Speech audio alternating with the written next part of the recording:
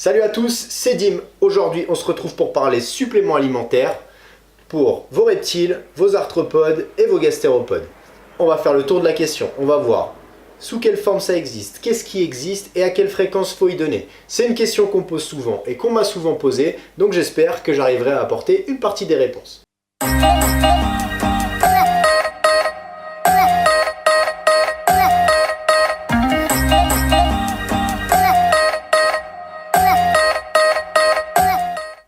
On commence tout de suite avec le basique, la poudre de calcium. C'est en général de la poudre d'os de sèche. L'os de sèche se présente de cette façon-là. Donc ça en général c'est ce que vous mettez dans vos enclos à tortues pour qu'ils puissent les prendre. Ou ceux qui ont des oiseaux, pour les oiseaux également. Il faut savoir que ça marche aussi très bien et c'est même nécessaire pour les escargots géants. Tout ce qui est Achatina, Lysacatina. Parce que comme ils ont les coquilles, ils ont énormément besoin de calcium. Donc il faut constamment qu'il y en ait dans le terrarium. Donc là, on est sur la marque Lucky Reptile. Personnellement, c'est ce que j'utilise parce que c'est ce qu'il y a dans l'animalerie où je vais. Mais c'est vraiment de bonne qualité. J'ai aucun souci avec mes bêtes par rapport à cette poudre-là.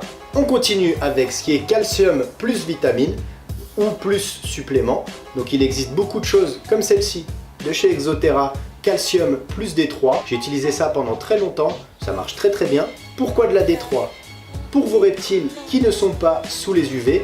Même si vous mettez une lampe UV dans le terrarium, pensez à vos geckos léopards par exemple qui sont en général dans une caverne toute la journée. Ou alors à votre gecko à crête qui lui est dans les branchages, caché derrière des feuilles, qui n'a pas accès aux UV non plus, voire même on n'en met pas du tout dans le terrarium. Les UV servent à fixer le calcium sur les os et on le synthétise de manière naturelle quand nous on est par exemple exposé au soleil. Ce qui fait qu'en hiver en général on est plus fatigué et plus fragile parce qu'on n'arrive pas forcément à correctement fixer le calcium sur les os. C'est pareil pour vos reptiles, donc comme ils ne la synthétisent pas de manière naturelle, il leur faut en supplément. Donc calcium plus D3, ça c'est le minimum. Maintenant il existe d'autres choses, typiquement Repashy, leader mondial, d'accord. Je dois avouer que leurs produits sont plutôt pas mal. Ils ont ce qu'ils appellent calcium plus LOD. Donc par exemple dans ce calcium plus ici, on a en plus du calcium, on a divers extraits de plantes, style hibiscus, aglaé, etc. qui permettent d'apporter d'autres types de vitamines et d'autres types de nutriments. Il faut savoir que ce genre de lézards, style gecko léopard, gecko à crête, de par leur alimentation, n'ont pas un apport hyper élevé dans tout ce qui est minéraux. Contrairement à des serpents par exemple qui eux mangent des grosses proies et qui n'ont pas besoin de supplémentation. Ou type mygales qui elles n'ont pas besoin non plus parce qu'elles mangent en général des proies assez grosses, elles sont suffisamment nourries. Les mygales, faites très attention, le moindre extrait de calcium ou de vitamine D qui arrive chez vos mygales, ça peut les tuer. Il faut vraiment nettoyer la pince entre chaque nourrissage. Ça paraît logique, mais ça n'est pas forcément pour tout le monde, donc pensez bien à ça. Ensuite, on a le calcium plus LOD. Là aussi, plein de choses rajoutées. Là, on a énormément de choses, aussi des extraits de plantes, des extraits de divers minéraux, de vitamines, vitamine B12, etc.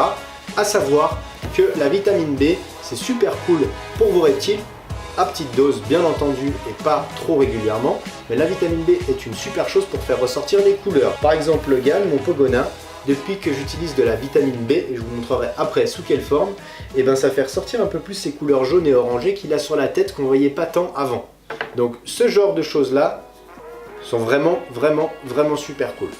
Alors, on a parlé de calcium avec des vitamines, évidemment maintenant on va parler vitamines. Toujours chez Exoterra, comme tout à l'heure, on avait le calcium plus D3, là on a multivitamine. Il y a plein de choses dedans, de nouveau, on a de la vitamine D, on a de la vitamine B, on a de la vitamine E, voilà, plein de choses. N'hésitez pas à vraiment prendre le temps de lire ces étiquettes et regarder la composition. Moins un produit est cher, plus il y a de chances qu'il soit coupé avec d'autres choses. C'est pas le but non plus. N'hésitez pas à investir un minimum dans ce genre de choses parce que c'est pas quelque chose que vous donnez trop souvent et c'est pas ça qui va vous coûter super cher. Par contre, pour la santé de vos bêtes, ça peut faire une grosse différence. On parlait de vitamine B tout à l'heure. Il existe de chez Herpetal, il existe la vitamine B en spray. Le Gall, c'est ça que je lui donne. Et quand je mets ces légumes, ces végétaux frais, de temps en temps, je spray un peu ça dessus, ça a une couleur vraiment orangée et du coup c'est ce qui permet de faire ressortir ces couleurs sur le long terme. Ça marche très bien chez les geckos à crête également. Sachez que si vous nourrissez vos grillons avec beaucoup de carottes et que vous donnez ces grillons à vos geckos à crête, sur quelques semaines vous verrez les couleurs ressortir, c'est excellent aussi. Cette fois c'est JBL qui nous propose des multivitamines en fluide, à mettre soit sur de la nourriture, soit directement dans de l'eau. Bien lire les instructions de combien faut en mettre, etc. Moi personnellement, j'aime pas trop ça, j'utilise pas ça. Ça n'engage que moi. Ceux-ci, de chez Exoterra, sont des électrolytes. Donc les électrolytes servent à favoriser les échanges entre nos cellules. C'est complexe, on va pas rentrer là-dedans.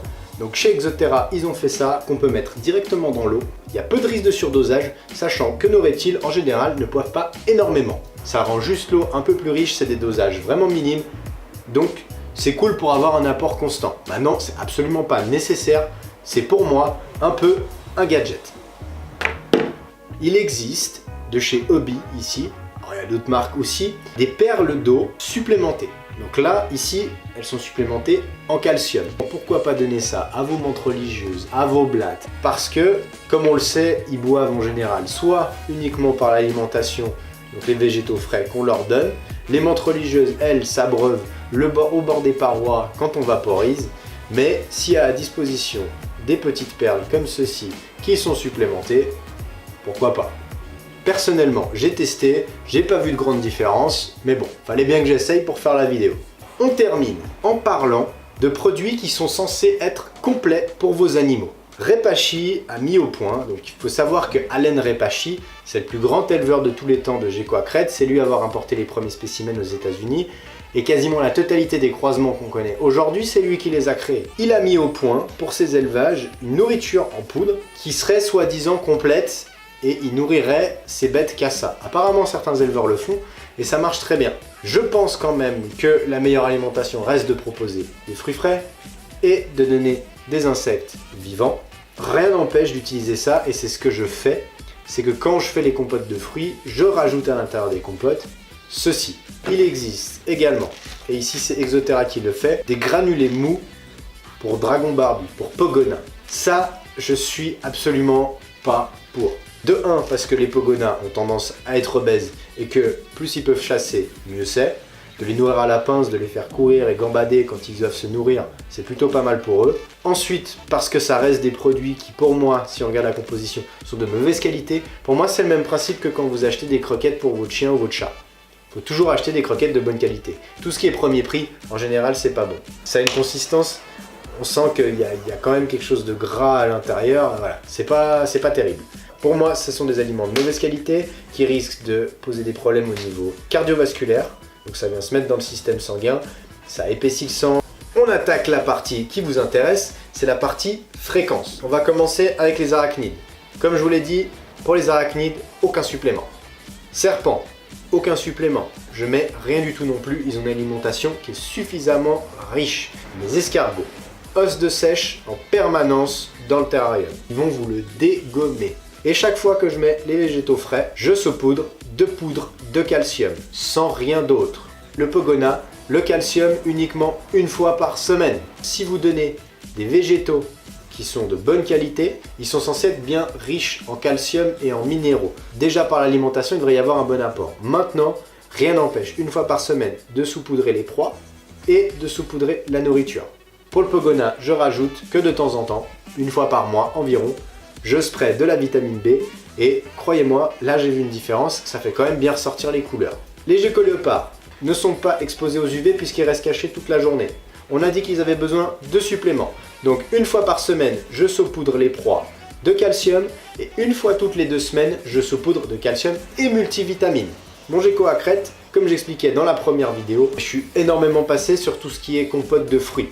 Quand je donne les compotes de fruits, déjà en général, je les mélange avec le Repashy Superfood. Une fois par semaine, calcium.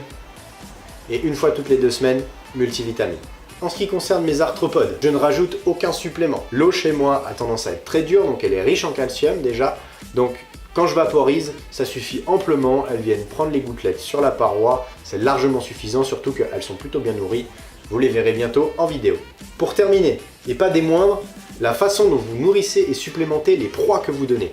Si déjà vous avez des proies qui sont en bonne santé, bien nourries et bien supplémentées, la supplémentation après, c'est que du bonus. Et chaque fois, je saupoudre de calcium, de multivitamines. Je blinde à fond. Mieux je les nourris, mieux je les supplémente, plus elles seront nutritives pour mes animaux.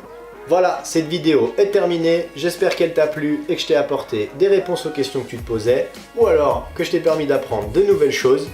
N'oublie pas de t'abonner sur Instagram, Facebook, à la chaîne, de mettre un pouce bleu si la vidéo t'a plu et n'hésite pas à nous contacter si tu as des questions à nous poser. On se retrouve très vite dans une prochaine vidéo.